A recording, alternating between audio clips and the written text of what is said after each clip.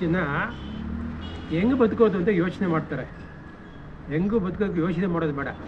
ಒಂದು ಗೂಡಂಗಡಿ ಇಟ್ಕೊಂಡಿರ್ತಾನೆ ಇಟ್ಕೊಳ್ಳಿ, ಅಥವಾ ಒಂದು ತರಕಾರಿ ತಳ್ಳೋ ಗಾಡಿ ಇಟ್ಕೊಂಡು ಇರ್ತದೆ ಅಂತ ಇಟ್ಕೊಳ್ಳಿ. ಅದನ್ನೇ ಮಾಡ್ತಾ ಮಾಡ್ತಾ ಮಾಡ್ತಾ ಅವನು ಒಂದು 100 ತರಕಾರಿ ಗಾಡಿಗಳು ಮಾಡ್ಬೋದು, ಮಾಡಿ ಅವನು ಬಾಡಿಗೆಗೆ ಬಿಡ್ಬೋದು. ಬಾಡಿಗೆ ಬಿಟ್ಟು ಆ 100 ಜನದ ಗಾಡಿ ತೊಗೊಂಡೋಗಿ ಸಾಯಂಕಾಲ ಬಾಡಿಗೆ ಕೊಡ್ತಾರೆ ಅವನಿಗೆ. ಅವನು ಆ ಒಂದು ಗಾಡಿನಲ್ಲಿ 4 ಜನ ಸಂಸಾರ ಸಾಕ್ತಾನೆ ಅವನು. ಅವನಿಗೆ ತರಕಾರಿ ಅಂಗಡಿ ಬಾಡಿಗೆ ತೊಗೊಂಡೋನಿಗೂ ಬಾಡಿಗೆ ತೊಗೊತಾನೆ, ವ್ಯಾಪಾರ ಮಾಡ್ತಾನೆ, ಅವನಿಗೂ ದುಡ್ಡಾಯಿತು, ಇವನಿಗೂ ದುಡ್ಡಾಯಿತು.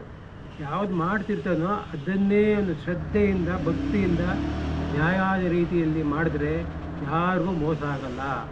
ಬೇರೆಯವ್ರ ಕಾಲ ಮೇಲೆ ಕಾಲು ತೊಳ್ಕೊಂಡು ಆಕಾಶ ನೋಡಬೇಕಾಗಿಲ್ಲ. ಆಕಾಶ ತಲೆ ಎತ್ತದೆ ತಾನಾಗಿ ಕಾಣುತ್ತೆ.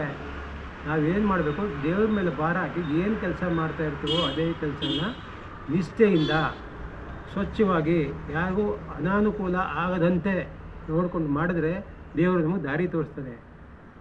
ಸುಮ್ಮನೆ ದುಡಿಬೇಕು ಅಂದ್ಬಿಟ್ಟು ಅಡ್ಡದಾರಿ ಹಿಡಿಯೋದೇ ಆಗಲಿ, ಇನ್ನೊಬ್ರಿಗೆ ಮೋಸ ಮಾಡೋದೇ ಆಗಲಿ, ವಂಚನೆ ಮಾಡೋದಾಗಲಿ ಅವೆಲ್ಲ ಮಾಡೋಕ್ಕೆ ಹೋಗ್ಬಾರ್ದು. ದೇವ್ರ ಮೇಲೆ ಭಾರ ಹಾಕಿ ಮಾಡೋ ಕೆಲಸನೇ ಮಾಡ್ತಾ ಇರಬೇಕು. ಮಾಡಿ ಮಾಡಿ ಮಾಡಿ ಮಾಡಿ ಅಲ್ಲೇ ಏಳಿಗೆ ಆಗಬೇಕೆ ಹೊರತು ಒಂದು ದಿವಸ ಒಂದು ಕೆಲಸ ಮಾಡೋ, ಒಂದು ತಿಂಗಳು ಒಂದು ಕೆಲಸ ಮಾಡೋ, ಇನ್ನೊಂದು ತಿಂಗಳು ಒಂದು ಕೆಲಸ ಮಾಡೋ, ಹಾಗೆ ಚೇಂಜ್ ಮಾಡ್ಕೊಂಡು ಹೋಗ್ತಿದ್ರೆ ಒಂದು ಇದಾಗಲ್ಲ, ಏನು ಅಡ್ಡ ದಾರಿ ಆಗಿಬಿಡುತ್ತೆ.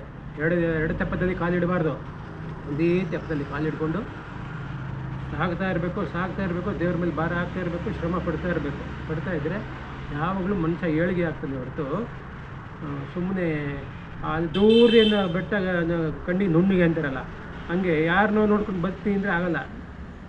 ತನ್ನ ನಿಷ್ಠೆ, ತನ್ನ ವ್ಯವಹಾರ, ತಾನು ಹೋಗುವಂಥ ದಾರಿ ನೆಟ್ಟಿಗೆ ನಿಯತ್ತಾಗಿದ್ದರೆ ಯಾವತ್ತೂ ದೇವರು ಯಾರಿಗೂ ಮೋಸ ಮಾಡಲ್ಲ, ಸತ್ಯ ಮಾಡಲ್ಲ.